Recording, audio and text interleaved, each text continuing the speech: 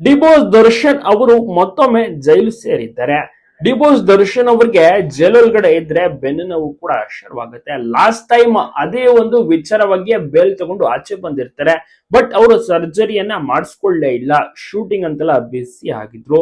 ಬೇಲನ್ನ ರದ್ದುಗೊಳಿಸಿದ supreme court immediate ಅವರನ್ನ ಜೈಲ್ಗೆ ಕಳಿಸಬೇಕು, ಕ್ಯಾನ್ಸಲ್ ಅನ್ನ ಮಾಡಿದಂತ ಕಾರಣ ಅವರು ಜೈಲ್ಗೆ ಸೇರ್ತಾರೆ.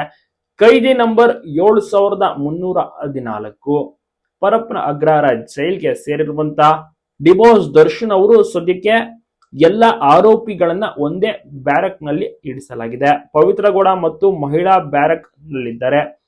ಜೈಲ್ಗೆ ಹೋದಂತ ಬಳಿಕ ದರ್ಶನ್ ಅವರಿಗೆ ಒಂದೇ ದಿನಕ್ಕೆ ಬೆನ್ನು ನೋವು ಕೂಡ ಶುರುವಾಗಿದೆ. ಊಟದ ವ್ಯವಸ್ಥೆ ಸರಿ ಹೋಗ್ತಿಲ್ಲ.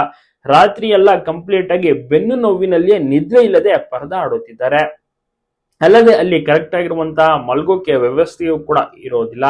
ಅಲ್ಲದೆ ಲಾಸ್ಟ್ ಟೈಮ್ VIP ಟ್ರೀಟ್ಮೆಂಟ್ ಸಿಗ್ತಾ ಇತ್ತು ಅಂತ ಈ ಸತಿ ಬಹಳ ಸ್ಟ್ರಿಕ್ಟ್ ಆಗಿ ಮಾಡಿದ್ದಾರೆ. VIP ಟ್ರೀಟ್ಮೆಂಟ್ ಇರೋದಿಲ್ಲ. ಯಾರು VIP ಟ್ರೀಟ್ಮೆಂಟ್ ಕೊಡಕ್ಕೆ ಮುಂದಾಗ್ತಾರೆ ಅಂತವರ ಒಂದು ವಿರುದ್ಧ, ಅಂದ್ರೆ ಅಧಿಕಾರಿಗಳ ವಿರುದ್ಧ ಕಠಿಣ ಕ್ರಮ ತೆಗೆದುಕೊಳ್ತೇವೆ ಅಂತ ಸುಪ್ರೀಂ ಕೋರ್ಟ್ ಆದೇಶ ಕೂಡ ಹೊರಡಿಸಿದೆ. ಸೊ VIP ಟ್ರೀಟ್ಮೆಂಟ್ ಇರೋದಿಲ್ಲ.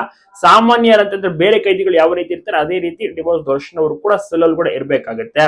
ದರ್ಶನ್ ಅವರು ಜಾಮೀನು ಸಿಗದಂತೆ ಇದೀಗ ಬಹಳಷ್ಟು ರೀತಿಯಲ್ಲಿ ಪ್ರಯತ್ನವೂ ಕೂಡ ನಡೀತಾ ಇದೆ. ಮತ್ತೊಮ್ಮೆ ಕೋರ್ಟ್ ಅಪೀಲ್ ಹೋಗ್ಬೇಕು ಅಂದ್ರೆ ಇನ್ನ 1 ತಿಂಗಳು ಕಾಯಲೇಬೇಕು. ಸೆಪ್ಟೆಂಬರ್ಗೆ ಮುಂದೂಡಿಕೆ ಆಗಿದೆ. ಸೊ ಕಾದು ನೋಡ್ಬೇಕು ಏನ್ ಆಗುತ್ತೆ ಮುಂದಿನ ತಿಂಗಳು ಅಂತ, ಬೇಲ್ ಸಿಗುತ್ತಾ, ಏನಾಗ್ಬೋದು ಅಂತ.